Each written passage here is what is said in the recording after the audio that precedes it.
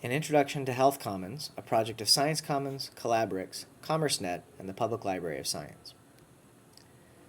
The way that we find drugs, cure disease, and manage our health isn't working. Let's take the example of river blindness. This is a picture of the black fly. It carries a parasite that causes the disease known as river blindness, which currently infects 18 million people worldwide. 300,000 of those people have permanently lost their sight. Most of these people live in countries below the poverty line, and although there is a drug that's available, it has to be taken over a very long time period, which is impractical in the developing world, and does not actually kill the adult worm. Now, if we wanted to go from basic information about this disease, its genes, and its functionality, to a drug, on average, we would have to assume a cost of about $1 billion and a time frame of about 17 years. This financial reality means that not only is there no good cure for river blindness, no business can afford to look, and as such, businesses focus on the diseases that are likely to yield great returns, such as obesity, erectile dysfunction, and hair loss. Globally, over 1 billion people suffer from neglected tropical diseases like river blindness.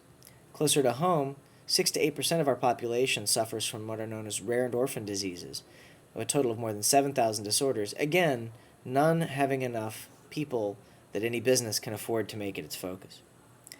Now, this is the result of many factors, but in particular, it's the result of the persistent uncertainty in the drug discovery process.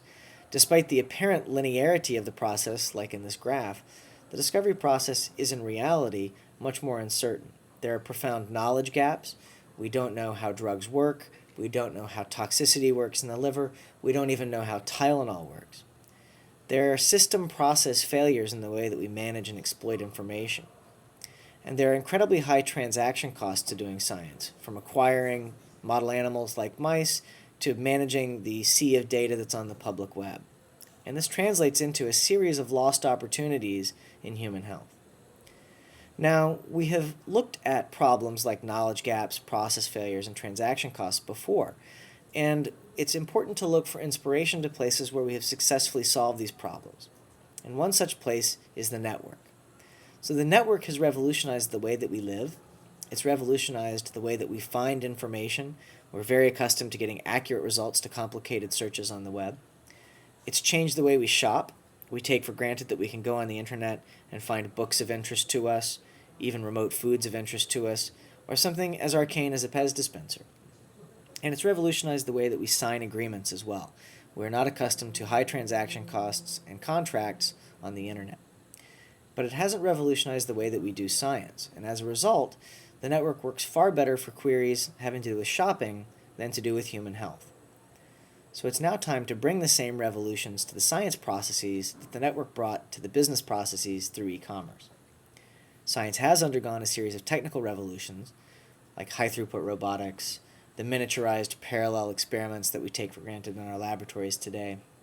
And technically, we've watched data change from something that's inherently analog to something that's inherently digital. But these technical revolutions were not accompanied by process revolutions, so that a funder of science in Huntington's disease funds 4 scientists, while a funder of science in Parkinson's disease funds 5. But despite the fact that they both work on the brain, there's no connectivity. If there is connectivity, it comes through the scientists themselves, not through the funding organizations. But a network begins to connect those funding organizations, these centers of knowledge, with the understanding that they're all looking at the same brain, and therefore they have something to benefit in sharing together.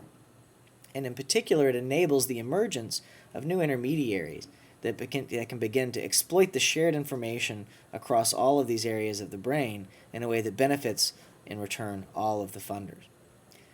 Now, just as the network in digital terms doesn't simply move bits around, but it moves the descriptions of bits that help us find books, the science network will move reagents, materials, data, biological samples, binary code, model animals, and indeed even drug compounds.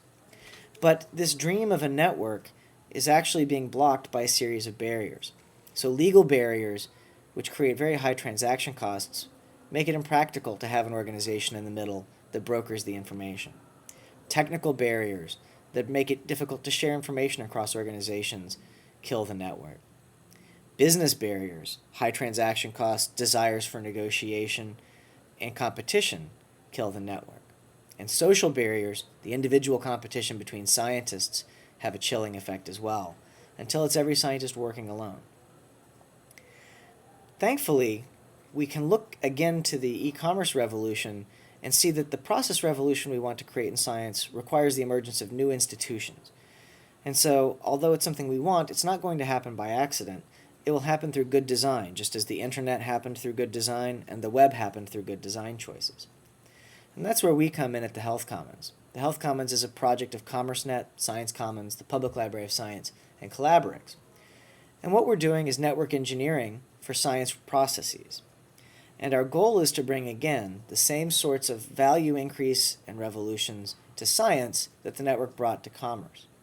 And our goal is to create not just one network, but many networks, creating and integrating with each other until we reach the same sorts of scale for science that the internet has brought us for culture and for commerce.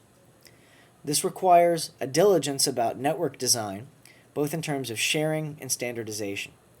Just as the internet was built on shared and standard protocols, the science networks will be built on shared and standardized information, shared and standardized legal regimes, shared and standardized research tools, shared and standardized business processes, and a collaborative open source research platform that allows scientists across the world to not only share their information, but exploit it. We invite you to come join us in our network as we move forward. And we invite all players to come join us in the Health Commons. Thank you.